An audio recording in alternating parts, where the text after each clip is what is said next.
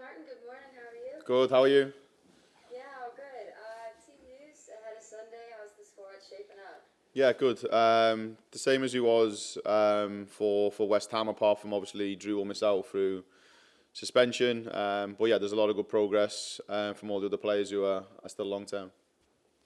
And this weekend, playing at the main stadium, it's a really exciting opportunity, obviously for y'all, for the fans, but also kind of what's at stake here. Like one against Chelsea, an opposition Spurs maybe haven't had the best record against.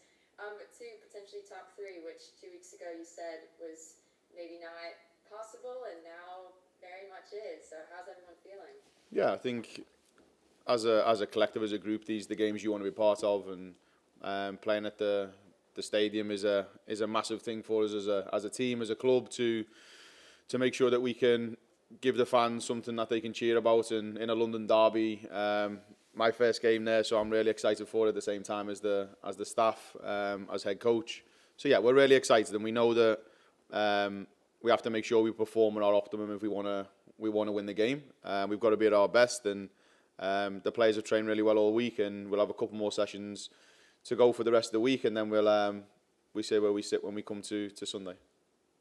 And Chelsea have looked a little more fallible this season. Obviously, 2 successive defeats, first time in a decade. But they're still obviously a threat. Where do you see their greatest threat being?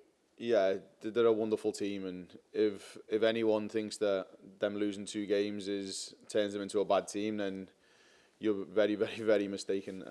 They're a wonderful team. They have wonderful players. They've got a wonderful manager, and when a team, they've played Arsenal and Manchester City, 2 top teams, and in those games it's kind of nip and tuck who takes the chances and at that level, and unfortunately Chelsea have been on the back end of that, and you expect the response. You know they're going to be dangerous, and we know what the threats are going to be like. Very dynamic players in the front line, very good players in central areas.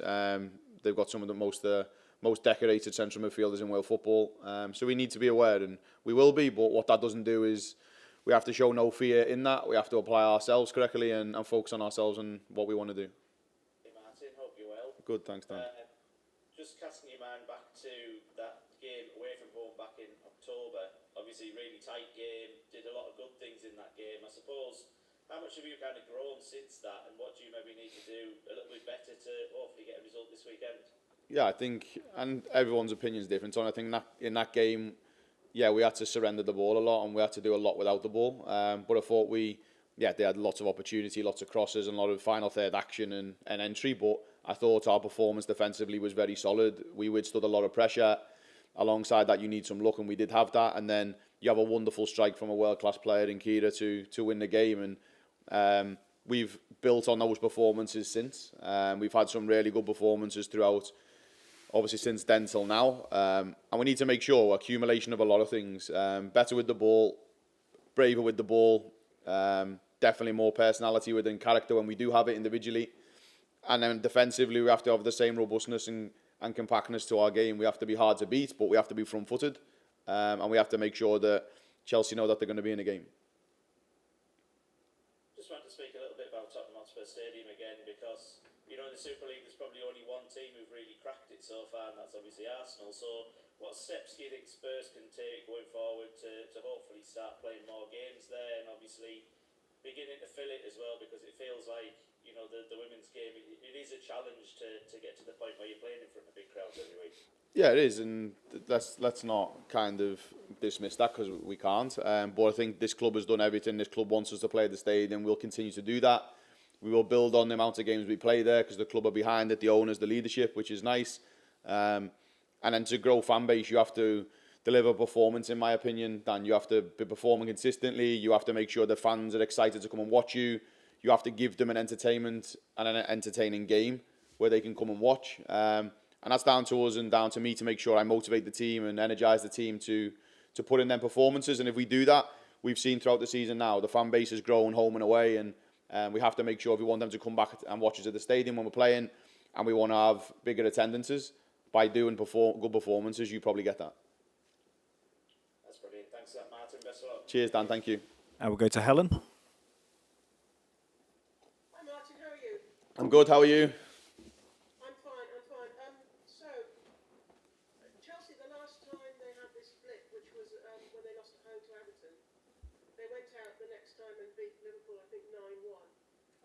So there is this danger of them being this like wounded animal. So how do you sort of prepare for them being like that? We'll prepare for Chelsea at the best, Helen. We don't. You can look at the other results in the other games, and you have to take them in isolation. Doesn't make Chelsea, as I said, a poor team because they lose 2 games. Every team loses a game, and every player can have an off day. And we need to make sure we prepare for Chelsea at the best. The games where they've played, the likes of Liverpool, and they've played against City and Arsenal, they created a lot of chances in them games, and in the City game did score. So we know they're a dangerous team and they're a big threat. And you said it then, when teams maybe go down, they want to respond. And they have a lot of experienced and elite players in that team, and they have a lot of dangerous players in the front of midfield line, and we have to be aware of that. And I have huge respect for them as a team, and Sonia as a manager, and we'll prepare very diligently for the game.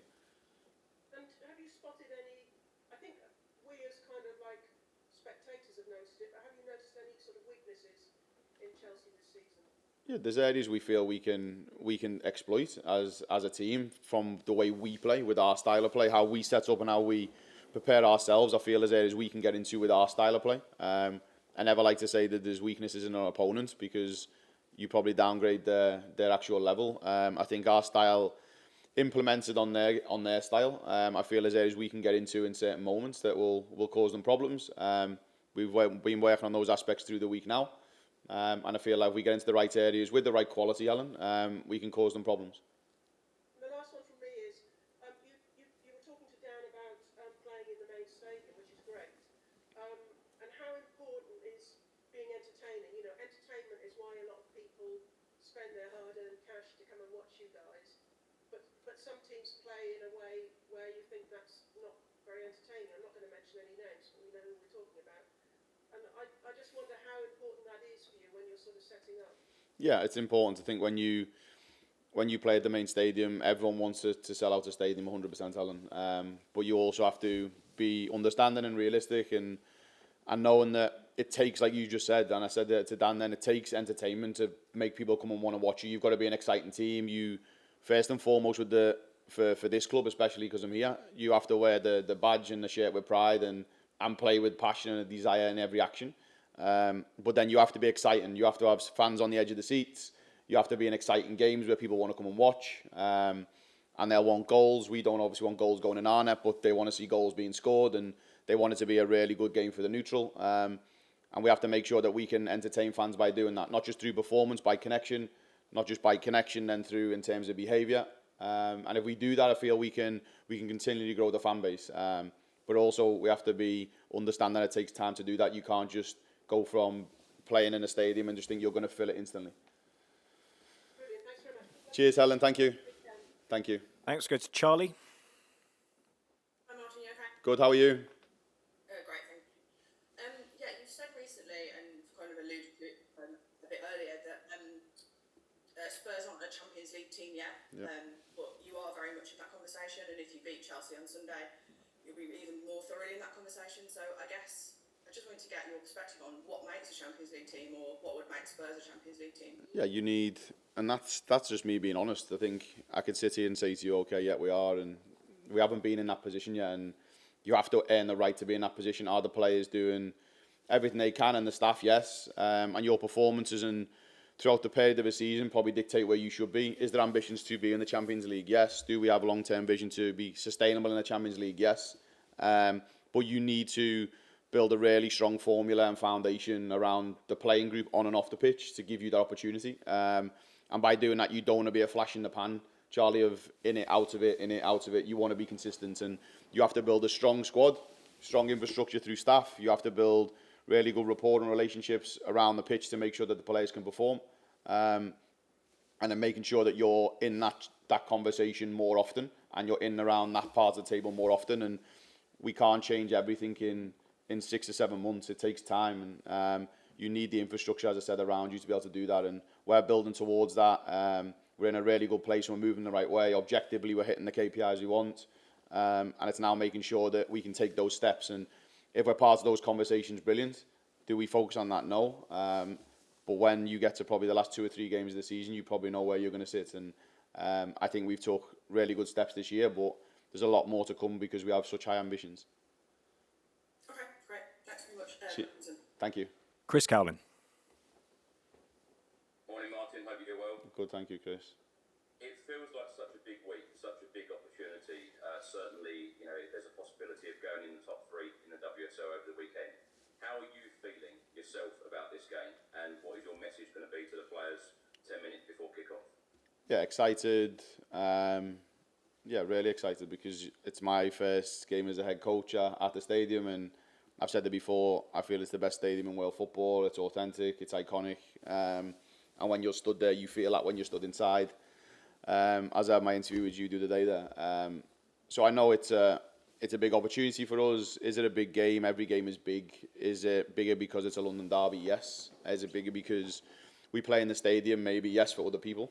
You have to remove all the emotion attached to the game, Chris, and just focus on performance, which is easy for me to say because I'm not one of those players that steps out onto the pitch and plays. But I do my best to remove that pressure as much as possible and just give them really key focus points on what they've delivered so far and what we've done so far. And then if we can really put a performance in where it's just focused on us, we give ourselves a good chance. And as I said before, we're spoken about now in that light of being around that top part of the table, and brilliant, because it's credit to the players because they do unbelievable work, and I'm lucky enough to work with a strong group of players. So if we're spoken about in that talk, brilliant, but we're not focusing on anything else apart from the individual game, because the moment you get carried away and you get too far ahead, Chris, you probably come unstuck. And what's your message to the fans on Sunday, particularly those going to the game? How important is the atmosphere going to be for you? Yeah, huge. You want to make sure that there's a lot of noise there, it's hostile, and we've done that at home, and I've tried to make that a really key message every time we play at home, is that it's a hostile environment where people fear to come and they know that they're in a game. They know it's not going to be easy and they're going to have to work for any result they get. And if we can do that again, the fans will play a huge part. They'll lift the players in moments when we need it.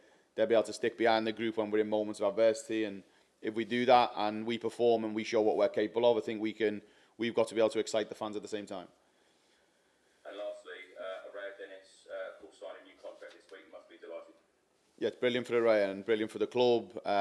Shows real intention for us to develop younger players, English talent. Araya's been here now for a good few years, and I see a lot of talent in her and a lot of potential. She has a lot of work to do still. She's still very young. She's only 19, and she's got lots of work to do as an individual, but I believe she can be one of the most solid players for this club moving forward if we get her in the right place. And work ethic, ability physically and technically is very good. We just need to refine her game, and she needs a little bit more care and coaching, and I think she's getting that now. And you then need to give her the environment to be able to blossom into that player, and I think we are doing here. And I'm delighted she's going to stay here because I feel she's got a lot of potential.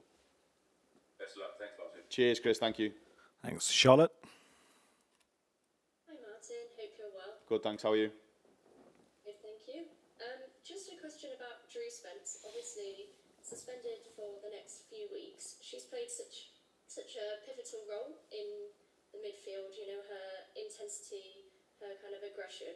Obviously, particularly looking at this weekend with the need for like a strong midfield and the need to push the attackers forward to test the Chelsea defence. Kind of, are you confident that you have other options to replace the role that she plays and that you can match her intensity and tempo in the midfield? Yeah, I think you've just said everything there, Charlotte, about Drew as an individual. I think she's been outstanding, and if you're looking at individual performances on a consistent basis, I think Drew's been the standout throughout the season.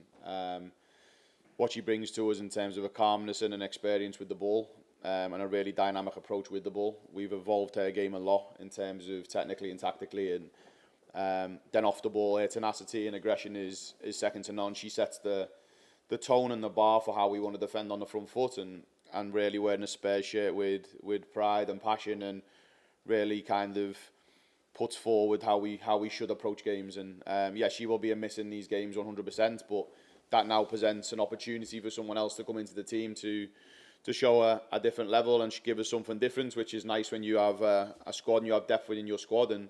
And Drew will still play a part because she will use her experiences around the group over this time, and she'll continue to get better and learn off the pitch. But it doesn't overshadow any of the performance she's had, and I think now we have to make sure that we get the right balance within the team. We find the right approach for this game, and as I said, when opportunity presents itself for someone to step into the team, it should be taken with both hands. Thank you, Martin. Good luck for the weekend. Cheers, thank you. Okay, that's it. Thank you very much, everybody.